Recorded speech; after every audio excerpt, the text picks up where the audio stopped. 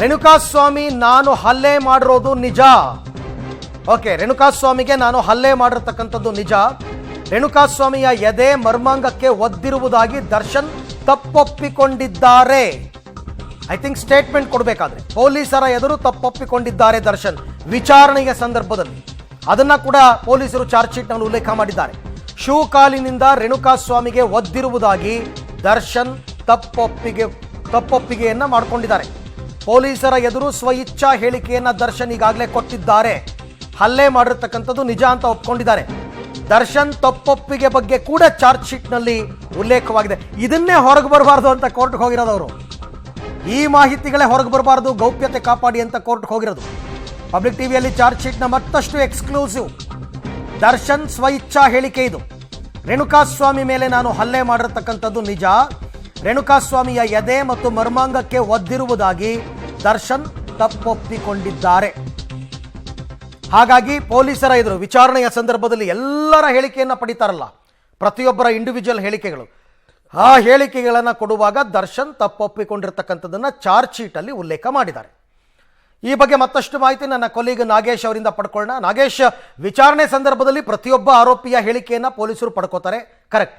ಈಗ ದರ್ಶನ್ ತಾನೇ ತಪ್ಪೊಪ್ಪಿಕೊಂಡಿರೋದ್ರಿಂದ ಇದರ ಇಂಪ್ಯಾಕ್ಟ್ ಏನಾಗಬಹುದು ಜಾಮೀನಿನ ಮೇಲೆ? ಅರವಿಂದ್, ದರ್ಶನ್ ಅವರ ಸ್ವಇಚ್ಛಾ ಹೇಳಿಕೆಯ ಮುಖ್ಯಾಂಶಗಳು ಈಗ ಪಬ್ಲಿಕ್ ಟಿವಿಗೆ ಲಭ್ಯವಾಗಿರುವಂಥದ್ದು. ಬಹಳ ಪ್ರಮುಖವಾಗಿ ಈ ಪ್ರಕರಣದಲ್ಲಿ ದರ್ಶನ್ ಅವರನ್ನ ಬಂಧನ ಮಾಡಿ ತನಿಖೆಯನ್ನು ಮಾಡಿದಂಥ ಸಂದರ್ಭದಲ್ಲಿ ಆರಂಭದಲ್ಲಿ ದರ್ಶನ್ ಅವರು ನಮ್ಮ ಹುಡುಗರು ಮಾಡಿದ್ದಾರೆ ತಪ್ಪು ಅನ್ನುವಂಥ ಮಾಹಿತಿಯನ್ನು ಕೊಡುವ ಕೆಲಸವನ್ನು ಮಾಡ್ತಾರೆ. ಆದರೆ ಯಾವಾಗ ಪೊಲೀಸರು ಈ ಪ್ರಕರಣಕ್ಕೆ ಸಂಬಂಧಪಟ್ಟಂತೆ ದರ್ಶನ್ ಅವರ ಒದ್ದಿರುವಂಥ ಒಂದಷ್ಟು ಸಾಕ್ಷ್ಯಾಧಾರಗಳನ್ನು ಇಟ್ಟು ತನಿಖೆ ಮಾಡಲಿಕ್ಕೆ ಮುಂದಾಗ್ತಾರೆ. ಆಗ ದರ್ಶನ್ ಅವರು ಹೌದು, ನಾನು ರೇಣುಕಾಸ್ವಾಮಿಯ ಎದೆ ಭಾಗಕ್ಕೆ ಮತ್ತು ಮರ್ಮಾಂಗಕ್ಕೆ ಶೂ ಕಾಲಿನಿಂದ ಒದ್ದಿದ್ದಾಗಿ ತಪ್ಪನ್ನು ಒಪ್ಕೊಂಡಿದ್ದಾರೆ ಅನ್ನುವಂಥ ಮಾಹಿತಿಗಳು ಇರುವಂಥದ್ದು. ಅವರು ತಪ್ಪು ಒಪ್ಕೊಂಡಿರುವಂಥ ಹೇಳಿಕೆಯನ್ನು ಈಗಾಗಲೇ ಪೊಲೀಸರು ಚಾರ್ಜ್ ಶೀಟಲ್ಲಿ ಉಲ್ಲೇಖ ಮಾಡಿರುವಂಥ ಮಾಹಿತಿಗಳು ಈಗ ಪಬ್ಲಿಕ್ ಟಿವಿಗೆ ಲಭ್ಯವಾಗಿರುವಂಥದ್ದು. ಬಹಳ ಪ್ರಮುಖವಾಗಿ ಅವರು ಮರ್ಮಾಂಗಕ್ಕೆ ಮತ್ತು ಪಕ್ಕೆಲುಬಿಗೆ ಹೊಡೆದಂಥ ಸಂದರ್ಭದಲ್ಲಿ ಈ ಒಂದು ರೇಣುಕಾಸ್ವಾಮಿಯ ಪಕ್ಕೆಲುಬು ಮುರಿದಿರುವಂಥ ಮಾಹಿತಿಗಳು ಕೂಡ ಇರುವಂಥದ್ದು. ಅದಕ್ಕೆ ಸಂಬಂಧಪಟ್ಟಂತೆ ಈಗಾಗಲೇ ದರ್ಶನ್ ಅವರು ಕೂಡ ತಪ್ಪನ್ನು ಒಪ್ಕೊಂಡಿದ್ದಾರೆ ಅನ್ನುವಂಥ ಮಾಹಿತಿಗಳು ಇರುವಂಥದ್ದು. ಅದಕ್ಕೆ ಸಂಬಂಧಪಟ್ಟಂಥ ಅವರ ಸ್ವಇಚ್ಛಾ ಹೇಳಿಕೆ ಏನಿದೆ ಅದನ್ನು ಯಥಾವತ್ತಾಗಿ ಚಾರ್ಜ್ ಶೀಟ್ನಲ್ಲಿ ಕೂಡ ಪೊಲೀಸರು ಉಲ್ಲೇಖ ಮಾಡಿರುವ ಬಗ್ಗೆ ಈಗ ಮಾಹಿತಿ ಸಿಗ್ತಾ ಇರುವಂಥದ್ದು. ಹಾಗಾಗಿ ಈ ಒಂದು ಪ್ರಕರಣದಲ್ಲಿ ದರ್ಶನ್ ಅವರ ಪಾತ್ರದ ಬಗ್ಗೆ ಬಹಳ ಎಲ್ಲ ಅಂಶಗಳನ್ನು ಉಲ್ಲೇಖ ಮಾಡಿರೋದ್ರಿಂದ ಇದು ಎಲ್ಲ ಒಂದು ಕಡೆ ದರ್ಶನ್ ಅವರಿಗೆ ಜಾಮೀನು ಸಂದರ್ಭದಲ್ಲಿ ದೊಡ್ಡ ಮಟ್ಟದ ಹಿನ್ನಡೆ ಉಂಟು ಮಾಡಬಹುದು ಅನ್ನುವಂಥ ಸಾಧ್ಯತೆ ಇರುವಂಥದ್ದು. ಹಾಗಾಗಿ ಈ ಒಂದು ಪ್ರಕರಣದಲ್ಲಿ ತನ್ನ ಪಾತ್ರ ಏನೂ ಇಲ್ಲ ಅನ್ನುವಂಥದ್ದನ್ನು ಪ್ರೂವ್ ಮಾಡ್ಕೊಳ್ಳಿಕ್ಕೆ ಹೋಗ್ತಿದ್ದಂಥ ದರ್ಶನ್ಗೆ ಕಟ್ಟಿ ಹಾಕಿರುವಂಥ ಪೊಲೀಸರು ಅದಕ್ಕೆ ಸಂಬಂಧಪಟ್ಟಂತಹ ದಾಖಲಾತಿ ಮತ್ತು ಸಾಕ್ಷ್ಯಾಧಾರಗಳನ್ನು ಇಟ್ಟು ಅವರ ಪಾತ್ರದ ಬಗ್ಗೆ ಸ್ವಇಚ್ಛಾ ಹೇಳಿಕೆಯನ್ನು ಪಡೆದುಕೊಳ್ಳಲಾಗಿದೆ ಅನ್ನುವಂಥ ಮಾಹಿತಿಗಳು ಈಗ ಲಭ್ಯವಾಗ್ತಿರುವಂಥದ್ದು. ಅರವಿಂದ್, ಹಾಗೆ ಸಾಮಾನ್ಯವಾಗಿ ಇಂಥ ಕೇಸ್ಗಳಲ್ಲಿ ಆರೋಪಿ ಪರ ವಕೀಲರು ಎಲ್ಲಿಂದ ಶುರು ಮಾಡ್ತಾರೆ ವಾದ ಅಂತಂದರೆ, ನನ್ನ ಕಕ್ಷಿದಾರ ಸ್ಪಾಟ್ಗೆ ಹೋಗೇ ಇರಲಿಲ್ಲ, ಕೊಲೆಗೂ ಆತನಿಗೂ ಸಂಬಂಧನೇ ಇಲ್ಲ, ಹಲ್ಲೆಯನ್ನೇ ಮಾಡಿಲ್ಲ, ಆ ಜಾಗಕ್ಕೆ ಹೋಗಿಲ್ಲ ಅಂತ ಶುರು ಮಾಡ್ತಾರೆ.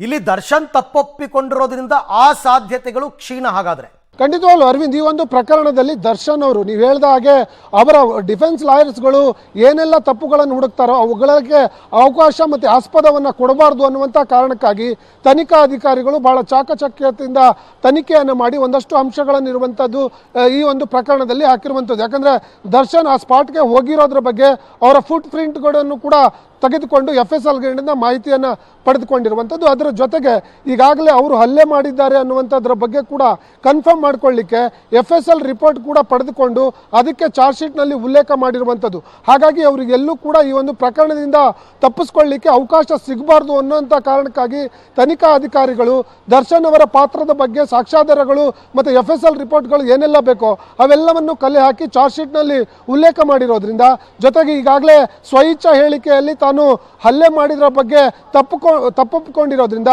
ದರ್ಶನ್ ಅವರಿಗೆ ಈ ಒಂದು ಪ್ರಕರಣದಲ್ಲಿ ಜಾಮೀನು ಪಡೆದುಕೊಳ್ಳುವಂಥ ಸಂದರ್ಭದಲ್ಲಿ ದೊಡ್ಡ ಮಟ್ಟದ ಹಿನ್ನಡೆಯನ್ನು ಉಂಟು ಮಾಡುವ ಸಾಧ್ಯತೆಗಳು ಹೆಚ್ಚಿವೆ ಅನ್ನುವಂಥ ಮಾಹಿತಿಗಳು ಚಾರ್ಜ್ ಶೀಟ್ನ ಅಂಶಗಳನ್ನು ನೋಡಿದಂಥ ಸಂದರ್ಭದಲ್ಲಿ ಗೊತ್ತಾಗ್ತಾ ಹೋಗ್ತಾ ಇರುವಂಥದ್ದು. ಹಾಗೆ ಸಂಪರ್ಕದಲ್ಲಿ ಇರಿ ನಾಗೇಶ್, ಮತ್ತೆ ನಿಮ್ಮ ಜೊತೆ ನಾನು ಮಾತನಾಡ್ತೀನಿ. ಈ ವಿಚಾರಕ್ಕೆ ನಾನು ಆರಂಭದಲ್ಲಿ ಕೋರ್ಟ್ಗೆ ಸಲ್ಲಿಸಿರುವ ಚಾರ್ಜ್ ಶೀಟ್ನಲ್ಲಿ ಯಾವ ಸೆಕ್ಷನ್ಸ್ಗಳನ್ನು ಹಾಕಿದ್ದಾರೆ ಅಂತಕ್ಕಂಥದ್ರ ಬಗ್ಗೆ ಹೇಳ್ತಾ ಹೋಗ್ತಾ ಇದ್ದೆ.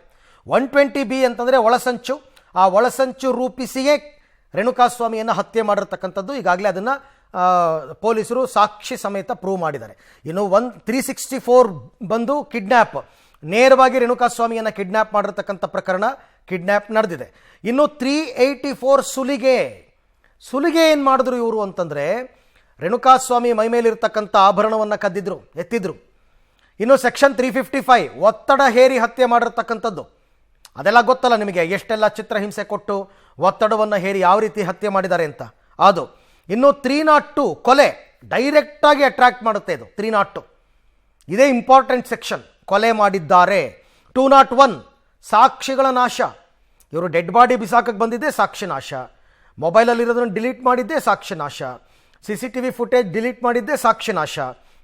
ಇನ್ನು 143 ಕಾನೂನು ಬಾಹಿರ ಸಭೆ, ಸ್ಟೋನಿ ಬ್ರೂಕ್ಸಲ್ಲಿ ಇವರು ಸಭೆ ಮಾಡಿದ್ದು, ಮೈಸೂರಿನಲ್ಲಿ ಹೋಟೆಲ್ನಲ್ಲಿ ಸಭೆ ಮಾಡಿದ್ದು, ದರ್ಶನ್ ಮನೆಯಲ್ಲಿ ಮೀಟ್ ಮಾಡಿದ್ದು, ಅವರೆಲ್ಲ ಮೀಟ್ ಮಾಡಿರ್ತಕ್ಕಂಥ ಸಾಕ್ಷ್ಯಗಳಿದೆಯಲ್ಲ 143. 147 ಗಲಭೆ ಎಬ್ಸಿದ್ದಾರೆ ಇವರು, ಪಟ್ಟಣಗೆರೆ ಶೆಡ್ಡಲ್ಲಿ ಗಲಭೆ ಅಂತಕ್ಕಂಥದ್ದು ಕೂಡ ಸೇರಬೇಕು, ಅಷ್ಟು ಜನ ಸೇರಿದಾರಲ್ಲ ಗಲಭೆ. ಇನ್ನು 148 ಮಾರಕಾಸ್ತ್ರಗಳ ಬಳಕೆ, ಆ ಮೆಗ್ಗಾರು ಮತ್ತು ಲಾಠಿ ಇವೆಲ್ಲ ಮಾರಕಾಸ್ತ್ರಗಳು, ಅದನ್ನು ಬಳಕೆ ಮಾಡಿರೋದು.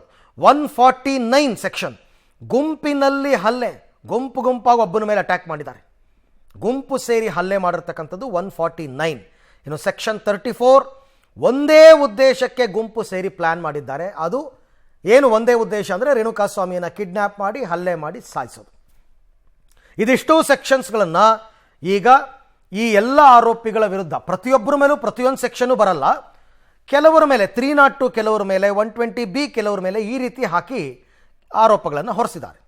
ಈ ಬಗ್ಗೆ ಕೂಡ ಮತ್ತಷ್ಟು ಮಾಹಿತಿ ನನ್ನ ಕೊಲೀಗ್ ನಾಗೇಶ್ ಅವರಿಂದ ಪಡ್ಕೊಳ್ಳೋಣ. ನಾಗೇಶ್, ಈಗ ಇಷ್ಟೂ ಸೆಕ್ಷನ್ಸ್ಗಳಲ್ಲಿ ಐ ಥಿಂಕ್ ಸೆಕ್ಷನ್ 302 ಅಂದರೆ ಕೊಲೆ, ಈ ಕೊಲೆ ಮಾಡಿರ್ತಕ್ಕಂಥ 302ನೇ ಆರೋಪಿಗಳ ಜಾಮೀನಿಗೆ ಕಂಟಕವಾಗಬಹುದಾ ಅಂತ?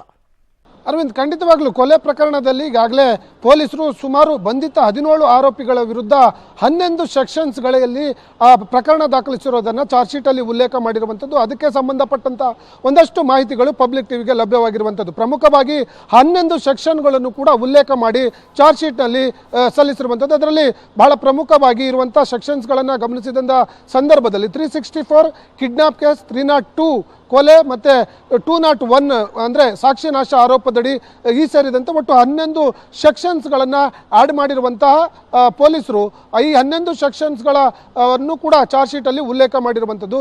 ಅದಕ್ಕೆ ಸಂಬಂಧಪಟ್ಟಂತೆ ಈಗಾಗಲೇ ಬಂಧಿತ ಆರೋಪಿಗಳಲ್ಲಿ 17 ಜನದಲ್ಲಿ 14 ಜನರ ಮೇಲೆ ಈ 302 ಸೇರಿದಂತೆ ಬೇರೆ ಬೇರೆ ಸೆಕ್ಷನ್ಸ್ಗಳನ್ನು ಹಾಕಿ ಚಾರ್ಜ್ ಶೀಟನ್ನು ಸಲ್ಲಿಕೆ ಮಾಡಿರುವಂಥದ್ದು. ಉಳಿದ 3 ಜನ ಅಂದರೆ 15, 16, 17 ಆರೋಪಿಗಳು ನಿಖಿಲ್ ನಾಯ್ಕ್, ಕೇಶವ್ ಮೂರ್ತಿ ಮತ್ತು ಕಪ್ಪೆ ಅಲಿಯಾಸ್ ಕಾರ್ತಿಕ್ ಅವರ ವಿರುದ್ಧ ಈ ಒಂದು ಸೆಕ್ಷನ್ ಅನ್ನು ಹೊರತುಪಡಿಸಿ ಕೇವಲ ಸಾಕ್ಷ್ಯನಾಶದ ಅಡಿ ಚಾರ್ಜ್ ಶೀಟ್ ಅನ್ನು ಸಲ್ಲಿಕೆ ಮಾಡಿರೋ ಬಗ್ಗೆ ಈಗಾಗಲೇ ಮಾಹಿತಿ ಲಭ್ಯವಾಗಿರುವಂಥದ್ದು. ಅದಕ್ಕೆ ಸಂಬಂಧಪಟ್ಟಂತೆ ಪೊಲೀಸರು ಈ ಒಂದು ಪ್ರಕರಣದಲ್ಲಿ ಉಳಿದ ಆರೋಪಿಗಳು ಏನೆಲ್ಲ ಪಾತ್ರ ಇದೆ ಅನ್ನುವಂಥದ್ದನ್ನು ಕಲೆ ಹಾಕಿ, ಜೊತೆಗೆ ಈ ಒಂದು ಪ್ರಕರಣದಲ್ಲಿ ಬಹಳ ಪ್ರಮುಖವಾಗಿರುವಂತಹ ಸೆಕ್ಷನ್ ಅಂದರೆ 302 ಅಂದರೆ ಕೊಲೆ ಪ್ರಕರಣದಲ್ಲಿ ದಾಖಲಾಗಿರುವಂಥ ಸೆಕ್ಷನ್ಸ್ ಅಡಿ ಆರೋಪಿಗಳಿಗೆ ಜಾಮೀನು ಪಡೆದುಕೊಳ್ಳುವಂಥ ಸಂದರ್ಭದಲ್ಲಿ ಅವರ ವಿರುದ್ಧ ಇರುವಂಥ ಸಾಕ್ಷಿಗಳು ಅವರಿಗೆ ಜಾಮೀನು ಸಂದರ್ಭದಲ್ಲಿ ದೊಡ್ಡ ಮಟ್ಟದ ಹಿನ್ನಡೆ ಉಂಟು ಮಾಡುವ ಸಾಧ್ಯತೆಗಳು ಇರುವಂಥದ್ದು. ಅರವಿಂದ್, ರೈಟ್, ಹಾಗೆ ಸಂಪರ್ಕದಲ್ಲಿರಿ ನಾಗೇಶ್.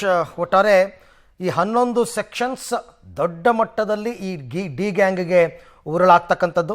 ಪ್ರತಿಯೊಂದು ಆರೋಪ ಏನು ಅಂತಕ್ಕಂಥದ್ರ ಮೇಲೆ ನಿಮಗೆ ಯಾವಾಗ ಜಾಮೀನು ಸಿಗುತ್ತೆ ಅಂತಕ್ಕಂಥದ್ದು ಡಿಸೈಡ್ ಆಗುತ್ತೆ. 302 ಹಾಕಿರೋದ್ರಿಂದ ಸದ್ಯಕ್ಕಂತೂ ಜಾಮೀನು ಸಿಗ್ತಕ್ಕಂಥ ಸಾಧ್ಯತೆ ತುಂಬ ಕಡಿಮೆ.